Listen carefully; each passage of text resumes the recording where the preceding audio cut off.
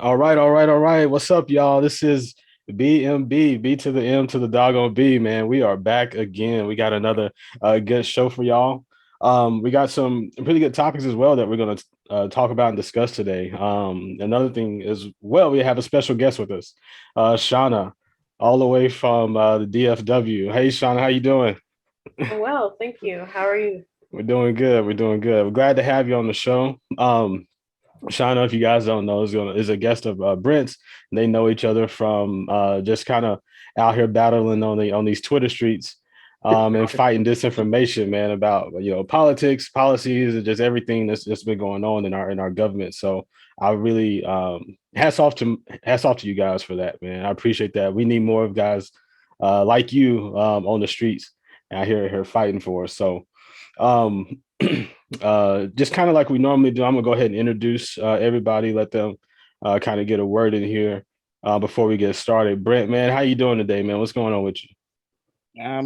I'm good, man. I'm glad we got shine on here. She been asking, man, she want to come on the show, so I'm glad we got her on here because Yeah, she's very knowledgeable in policy and politics, and then just uh just getting them lies out the way, and just forming the BS that's out there. So I like the way she deals with that. And one other thing I like, we're all young and we're all politically engaged in this thing. So mhm, we're not dumb. right, We are not dumb. right. Yeah, that's good and that's very important, especially at this day and age, to be Right. engaged and to know what's going on in your country and even locally to know what's going on. So we, like he said, Shauna, we definitely appreciate you. And kind of like Meldrick said earlier, it's good to have a woman's point of view finally on the show. Hmm. So we're not just up here just talking crazy uh, and not knowing what's really going on. So, Meldrick, what's going on with you, man? How you doing today? I'm doing all right, doing all right. It's good to be back on the show. It's been a little bit, so I'm glad to be back. Yeah, yeah, that's good. That's good. Yeah, I know Meldrick, our sports guy, so he's a little stressed out right now. The game is going on, so he wish he could be watching it. But we gonna get this show going. So tonight's topic is understanding politics, voting, and why. That's going to be the main, pretty much the main thing that we talk about tonight is understanding voting, politics, and why we should do it. And so I guess with just no further ado, let's get into these topics, y'all. So and if Brent or you and Shauna, whoever wants to start, you guys can start. So I guess why is it important, understanding politics and voting and why we should do it? Uh, oh, um, Once again, thank y'all for having me. I really appreciate it. I think voting is important because, first off, our ancestors, died to have this right. So, and I think if anyone's paid attention to the current climate, there's a group of people trying to take our right to vote away. If it wasn't important, they wouldn't be trying to take it away. They say voting's the great equalizer.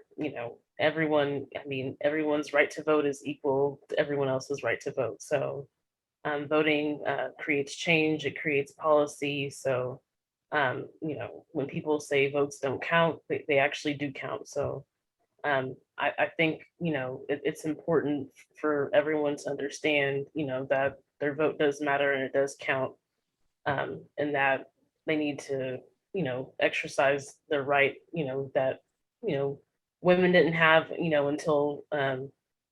until 1919, which were white women. Black people didn't have the right to freely vote till 1965. So, this is not something that we've always had. So, definitely not something that should be taken lightly. Yeah, yeah, that's good. And Brent, how do you respond to that question? Yeah, we pay taxes. We ought to vote.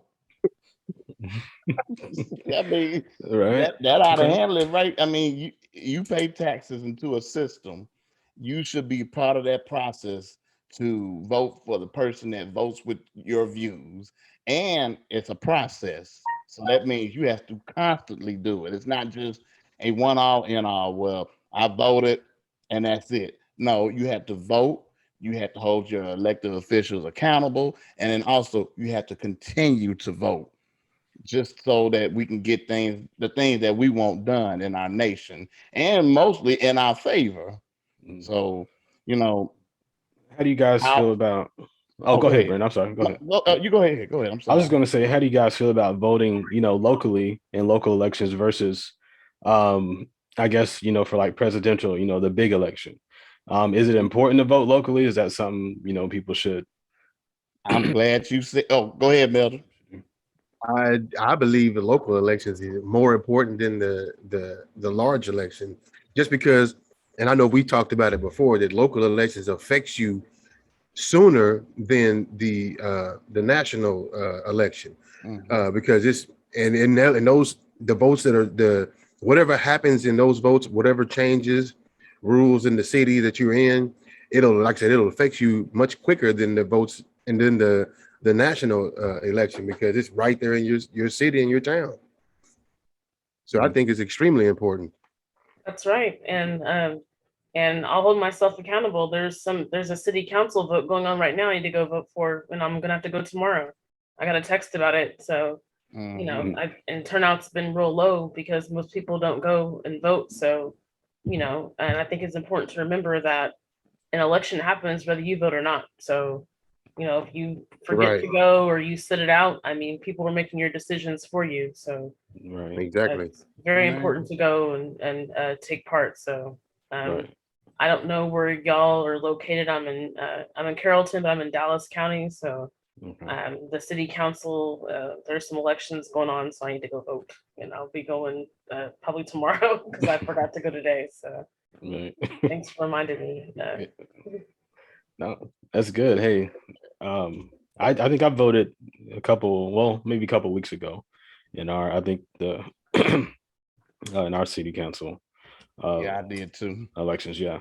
And I wish so, they had done that here with the runoffs because I voted a couple weeks ago for the runoffs, but then they're doing the city council stuff separate. So I wish they'd done them Right. together. Would have made more sense, but right. you know, Yeah. Maybe lessons done. So you think that's something intentional that they do to try to like Ooh, that you said. discourage voter turnout. Maybe they don't. I don't know if they don't, publicize it as much or make a big deal out of it. I'm just wondering if that was something you think they would be doing to, or trying to make it harder, for people to vote. it's Texas, so I wouldn't put it past them. Right. Texas is the most voter restricted state in the United Hmm. States, so it wouldn't be. I wouldn't put it past them to hold another election 2 weeks later for something they could have did. Mhm. Right alongside another election. Yeah. It would make it inconvenient for someone who doesn't have transportation or accessibility to the polls. So Mhm. to come right back out to vote another election. Yeah. I vote at the library. There's a library right on the corner from my house, so it's not a big deal for me. But for someone that has to travel or Right. they don't have transportation, Mhm. that could be a big deal. And so I think that could be something to deter certain people from turning out. Mhm. Definitely possible. So Yeah. And Brent, why do you think local elections are important, or do you even think they're important? Well, Meldrick and Shauna hit it right on, especially with Meldrick saying those are what's going to affect. That's what's going to affect you mostly out of a state election or national elections. And I'll give you an example. What has Steve Bannon been pushing the right wing to do? Run for these school board and city council seats. He's been Mhm. pushing that, telling his people to run for those seats because how you think this whole critical race theory got started? You got right wingers sitting on these school boards controlling what our kids are being taught now in these schools, and now you got in the state you got Republicans running the legislation part of it. Now it is just making it hard. That's why all these states are able to pass all these voter restriction laws. And I have to even bring up Georgia. I mean, you can't give out food and water, but now Herschel Walker is down there giving out gas vouchers, which is good. But how can we not give out food and water, but he's able to give out gas vouchers? Mhm. that's against the law. Probably Right. what he's doing. That's against the law. But I Exactly. hope that, if I was there, I would take the gas card and still vote for Warnock if that was me. I mean, you've seen the price of gas around here. Gas is Mhm. $4.69 here. I Yeah. would take that gas card I without would shame. too. I mean, But that's what I said. I would not be voting for Herschel Walker. And Mm-mm. y'all know he lives in Texas, right? He Yeah. goes to church He at lives First up here. or he goes to church out here. He goes to Tony Friendship. Evans' church. Yeah, he said he received counsel from the pastor about whether to run or not. And I'm just like, Mhm. wow. He admitted Yeah. that like on TV, and I'm just Yeah. like, okay. The only running he needed to do was on the football field. That's all the running that Herschel Walker needed Well, to be I doing. think he got hit too hard in the head. I just, You I know what? It's funny. Dr. Rashad Ritchie has a show called Indisputable, and he hit it nail on the head. He said the main reason why he's running, he can be controlled. So It by makes sense. by Trump, by Mitch McConnell, he can be controlled. So I but can I just mean, he's just so. It's really, really bad though. it is, and I this man mean, has raised more money than almost anybody that's running out here. And you have a distinguished Morehouse pastor that took the rims of Dr. King's church that can speak very articulately. I didn't say that word right because I'm probably a little bit like Herschel Walker, but I'm just playing. oh, don't compare yourself to him. Nah, I'm not gonna have no. I rebuke that. Lord forgive me. Let that take that away. But anyway, but I'm just like, this is what the Republican Party came up with, but it ain't so much. It's just who can beat them. And then I Yeah. think about the Michigan race with Gary Peterson. The black man that was running against him was a Republican, but he never really told people that he was a Republican. He was just thinking people, black folk would just be dumb, go like, "Oh, he's a brother, he black. I'll just vote for him." Thank God he lost, but still, it's all about control. I can just hear Mitch McConnell now. Now, now, Herschel, when I tell you, raise your hand. When I point at you, just Mhm. raise your hand. I don't need to say nothing. I don't need to say nothing. Just raise your hand. Okay, go sit down. I don't think he's And going to debate Warnock, but I don't think. He already said he wasn't. Yeah, and Warnock's raised a ton of money too. He's raised the most money, out of anybody this cycle. He has like a $30 million war chest. Right. So I mean, it's just really going to come down to turnout, and that's what Exactly. that's all it is, and that's what it is in all these races is turnout. You can raise a gazillion dollars, and 2020 haunts me because we had all these races that Mm-hmm. all these Senate races we raised hundreds of $1 millions for, And they and still lost. we lost so many of them. And I mean, these people raised, I mean, just buckets of money. Like Jamie Harrison raised over $100 million, had Lindsey Graham shaking in his boots, going on Fox News, begging people to give. Still, and he still lost. Lost by But 10 points. yeah. You know what? He was in the margin of error, so I can understand that. Mm-hmm. The one I can't understand is Amy McGrath of Kentucky. She Yeah. raised $90 million and she lost by 21 points. I don't think Jamie raised 100 million. He raised like 80 million. Okay. So maybe McGrath raised the most money and she had the biggest loss. That's the one that gets me. I mean, a lot of people were close, in margin of error, so I understand, but she was never that close. She was always, Always 12 points behind. behind. She was never that close. People just hated Mitch McConnell that much. But that's why, I don't tell people where to spend their money at, but I'm kind of like, don't, you got to kind of analyze this stuff. Not everybody needs money, so be smart when you're making your donations. Don't make a hate donation. So you might hate the opposition, but don't donate just because you hate the person that someone's running against. Because That's a good point. there's that man in Georgia raising a lot of money, Marcus Flowers. Yeah. He's cool. He's running against Marjorie Taylor Greene. That district is R plus 55. He's raised a crap ton of money. So if I was telling someone where to send money at, I mean, he's raised millions of dollars already. I wouldn't send anything else to him. He has enough money to make it stretch to November.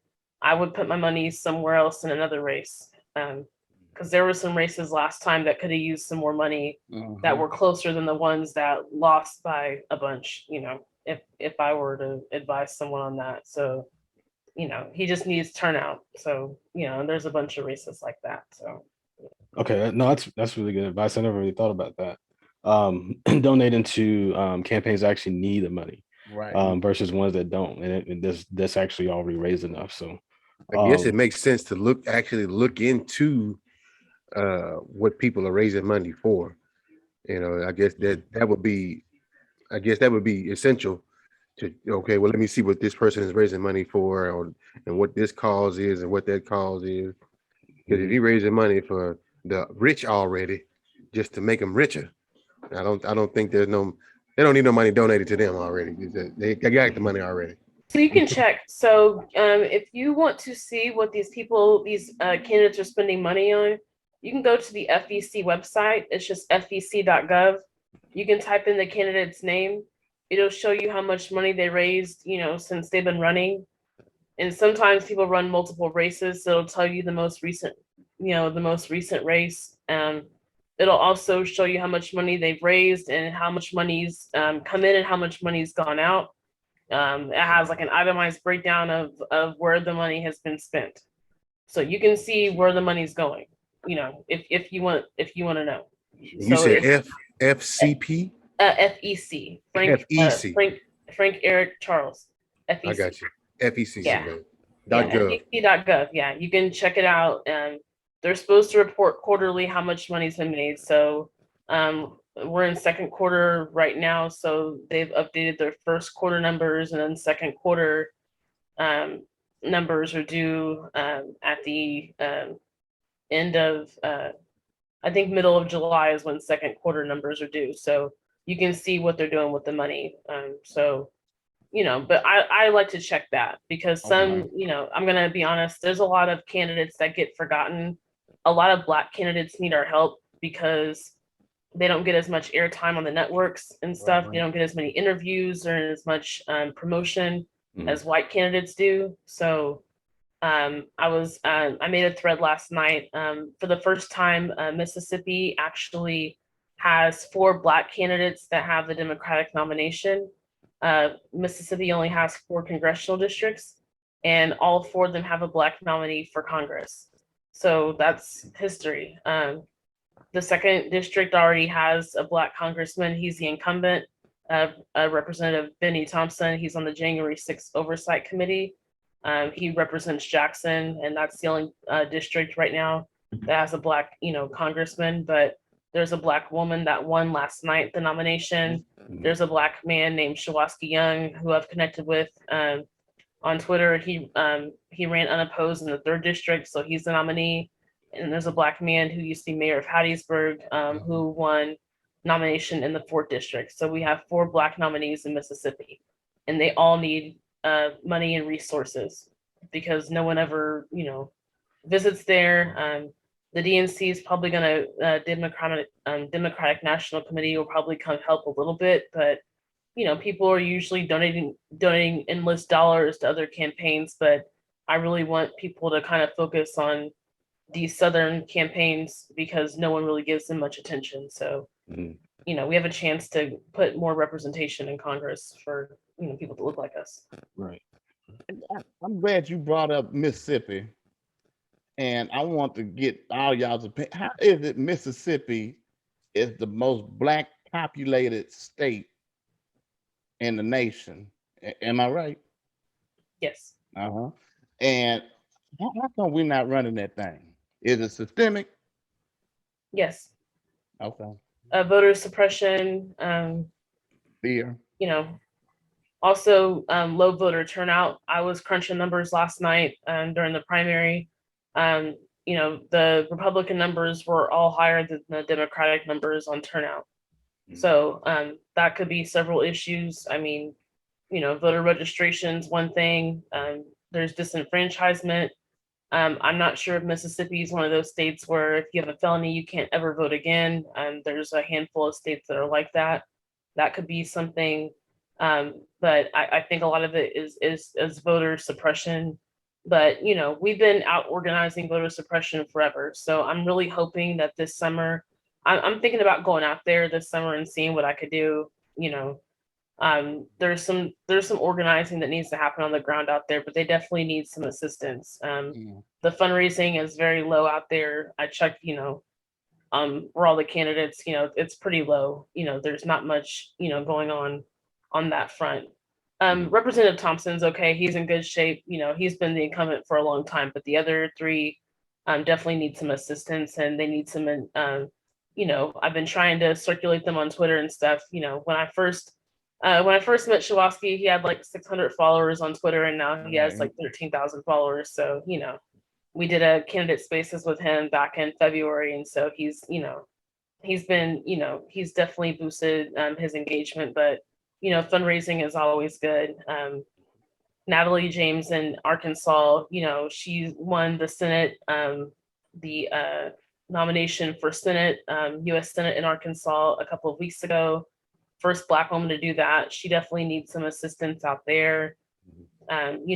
So we have a chance to make history in a big way, but it's going to take, it's a group effort. So I'm hoping that, there's a lot of mobilization and, on the ground, and people kind of come together to help with that. And, we're in Texas, we have 2 useless senators here, but that's why I don't mind helping other states out. So, Yeah. well, and then one of them had the nastiest looking brisket I've ever seen in my life. I think they that's the took a same one I'm picture talking about. Yeah. He had a what? John Cornyn had a picture one day of a brisket that he made or something. It was the driest, nastiest looking brisket I've ever seen in my life. Ever. It was so disgusting looking. Right. Oh, wow. Wow. Those are very good points that you guys are bringing up about us supporting candidates in other states that need the help. And so I don't think I've ever heard it like that. So just putting it that way really sheds a light on why these candidates need help, and why we should be pushing them more and making sure they get the I guess the publicity or time that they need in front of an audience. So great. Thank you guys for even just bringing that up.